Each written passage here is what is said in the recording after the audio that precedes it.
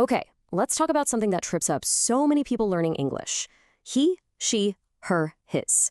These four little words, right? They cause some of the most common mix-ups, and even fluent speakers can get tangled up sometimes. But what if I told you there's one super simple trick to get it right every single time? Well, let's break it down. I bet you've heard this before, or hey, maybe you've even said it yourself when you're talking fast. Something like, my mom went to the store, he bought... You know that moment, that little stumble where you catch yourself? Yep, that's exactly what we're here to fix.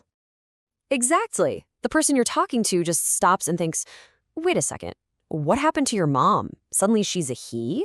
It seems like such a tiny slip-up, but it can totally derail the conversation and just break the listener's focus. So, first things first, let's be really clear about this. If you make this mistake, you are not alone. You're in very good company. This is an incredibly common mix-up, especially when we're just speaking quickly and not, overthinking every single word. A lot of the time, it just happens when our brain is moving a little bit faster than our mouth. So instead of worrying about the error, let's just focus on a simple mental shortcut that's going to help get rid of it. All right, before we get to the main trick, let's just quickly lock in the absolute basics, just to build a nice, solid foundation. We all know this, right? She is for a girl, a female. He is for a boy, a male. Simple enough? So with that crystal clear, let's build on it with the real secret. And now for the main event. I am about to share one simple rule that's going to make choosing the right pronoun almost automatic. Seriously, this is the key that's going to make it all just click. So here's the secret. It's not about the person you're talking about. Nope, it's all about the very next word you're going to say. All you have to do is ask yourself, is that next word an action or is it a thing? That one question is everything. Check this out. If the word right after the pronoun is a verb, an action like runs or is, you use she or he. But if the next word is a noun, a thing like dog or car, you use her or his. It's really that simple. She or he plus an action, her or his plus a thing.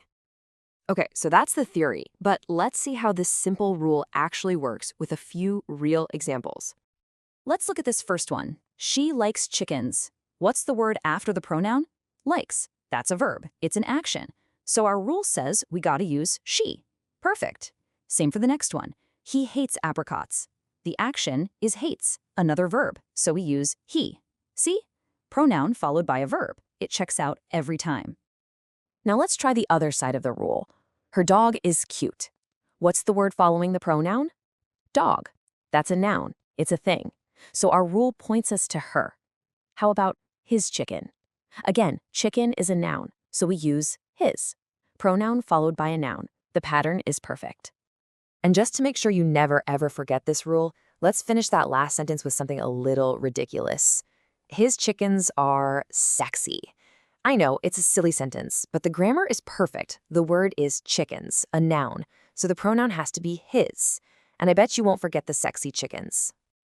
All right, so let's wrap all this up. What's the one key thing you need to remember that will make your English clearer starting right now? This is it. This is your new cheat sheet. Before you speak, just ask yourself real quick, am I about to say an action or a thing? If it's an action, a verb, it's SHE or he. If it's a thing, a noun, it's her or his. That's the whole secret. And that's it. You've basically just solved it.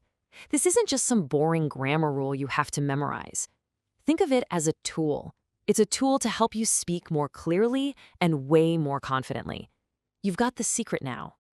So the only question left is, how are you going to use this today? In your very next conversation, just listen for it. Pay attention to the verbs and the nouns that follow these pronouns, and you'll prove to yourself that you have absolutely mastered this.